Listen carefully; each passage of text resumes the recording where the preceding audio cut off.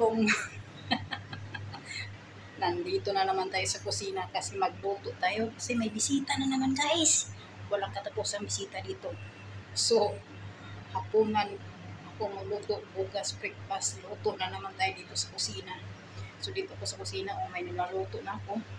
So, 6 pieces na putahe ang lutuin ko guys. Unong kaputahe. So, ako rin nagluto ko. Wala niya kinabuhi sa ang abroad pamor. Katulong pamor. O, di ba? Agard and dagway. Sabi lang, okay ka na. Basta survive tayo sa ang luto. Nga, madamian sila sa itong pagkaon. O, charot. So, ito na yung first na luto ko guys. Tom yum.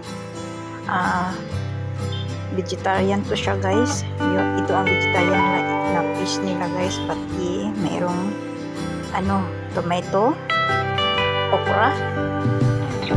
Yun lang siya guys ang tom yum.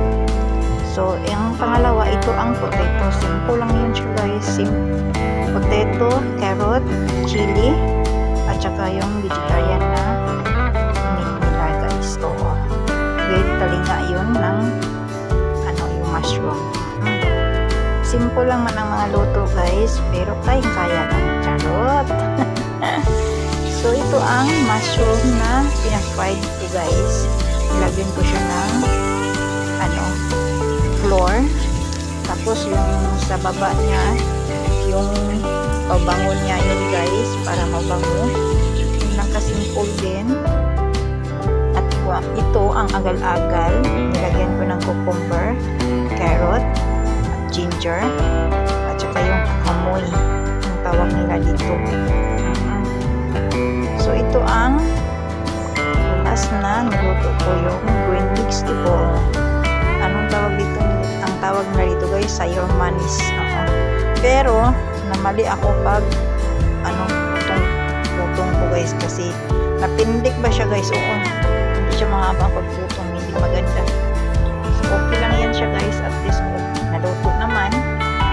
Yung soup ko, vegetarian soup din po siya guys. Carrot. Parang ito minimix ko yun siya guys. Damihan ko ng tubig. Hindi ito talaga maupos guys.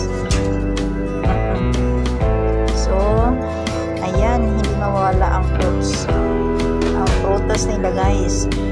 Simple lang din. Orange at saka apple.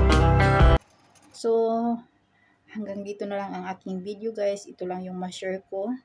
Sa hindi pa nakapag-subscribe sa aking channel, please subscribe and click notification bell para updated kayo sa aking mga video i-upload. So, thank you for watching. Bye for now. I love you all.